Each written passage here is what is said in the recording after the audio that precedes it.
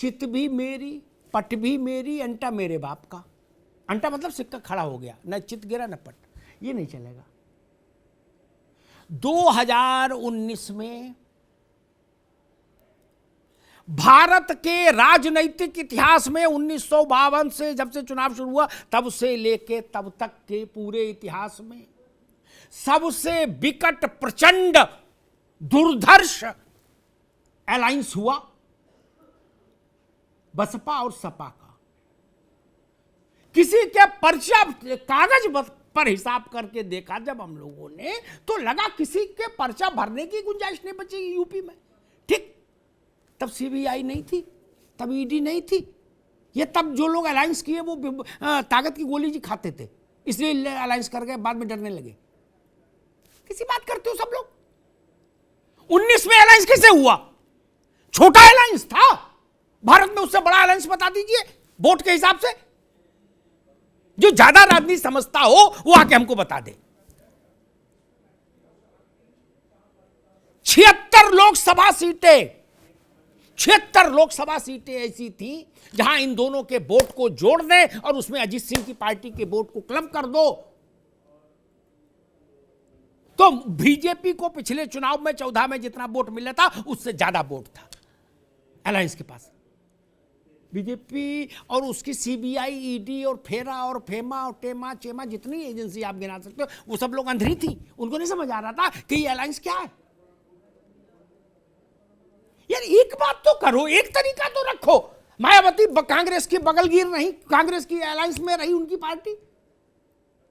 मायावती जी की पार्टी भाजपा के साथ सरकार बनाई, कई बार अलायंस में गई, सपा के साथ अलायंस में गई।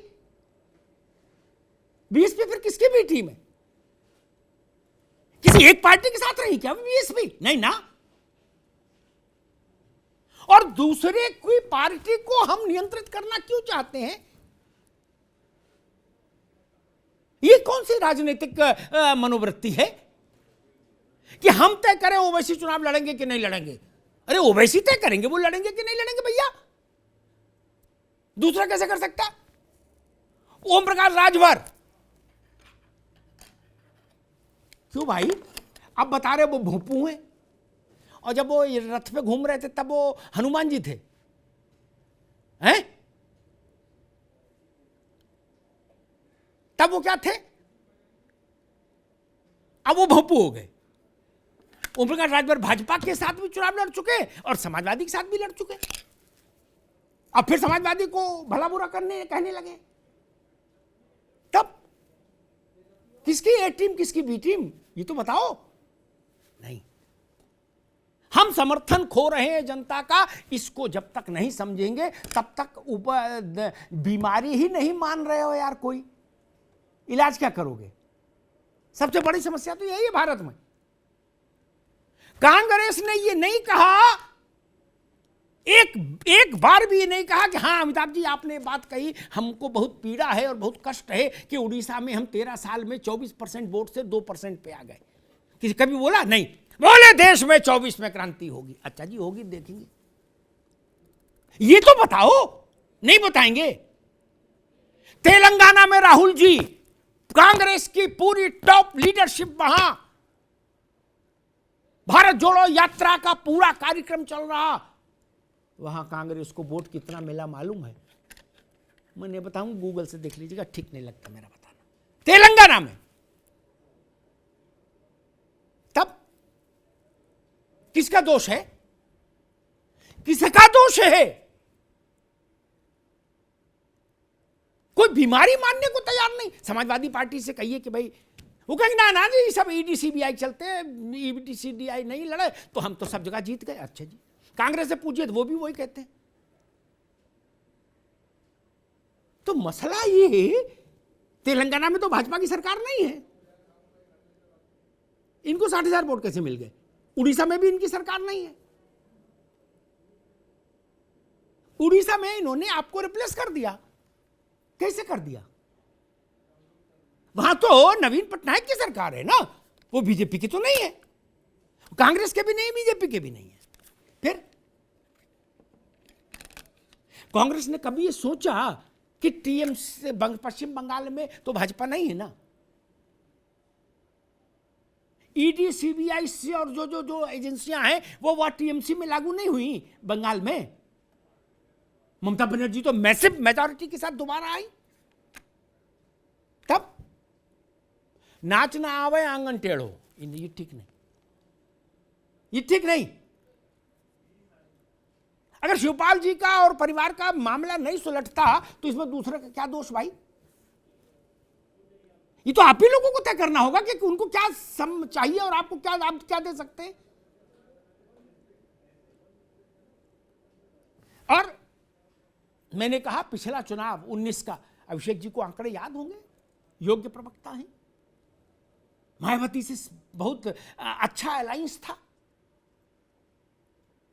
मुझे वो रैली याद है मैनपुरी की, मंच पर थे मुलायम सिंह जी, अखिलेश जी, मायावती जी। शरीर मायावती जी का जाना बहुत मैटर करता है उनके वोट के लिए। उसके बाद 90,000 91,000 से ही जीतती थी ना सपा। क्यों? ये भी तो सोचिए, पब्लिक कहां है? नवीन पटनायक के यहां ईडी क्यों नहीं परेशान करती? वो लगातार मुख्यमंत्री हैं और हर बार उनका वोट परसेंटेज बढ़ रहा है, क्यों? ममता बनर्जी क्यों? ये तो उत्तर देना होगा ना। अगर हम कहते हैं कि ईडी के कारण हम लोग हार रहे हैं तो हमको ये बताना पड़ेगा फिर ममता कैसे जीत रही और नवीन बाबू कैसे जीत रहे और जगन रेड्डी कैसे जीते, स्टालिन कैसे जीते, ये तो बताना पड़ेगा ना। ये लोग भाजपा के नहीं है ना, भाजपा के विरोधी हैं, कैसे जीते? और अगर हम 111 जीत सकते हैं तो 202 क्यों नहीं? 111 भी इसी सिस्टम में जीते ना। अगर वोट नहीं डालने दिया तो फिर कहीं नहीं डालने दिया होता। ये बड़ा प्रश्न है। लेकिन मूल बात है, मैनपुरी और रामपुर का बाई इलेक्शन महज बाई इलेक्शन नहीं है।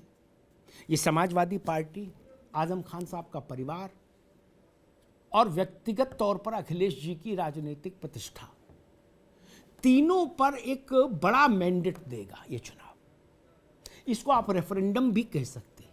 इन 3 मसलों पर, ये 4 मान लीजिए, शिवपाल जी को भी जोड़ लीजिए उनके हैसियत को, इन 4 मसलों पर ये रेफरेंडम होगा, जो मैनपुरी में होगा और जो रामपुर में होगा। वहां से तय होगा कि अखिलेश जी की व्यक्तिगत प्रतिष्ठा, समाजवादी पार्टी की राजनीतिक हैसियत, आजम खान साहब का राजनीतिक वर्चस्व अपने इलाके में और शिवपाल जी का भविष्य। इन 4 सवालों का उत्तर ये 2 बाई इलेक्शन देंगे।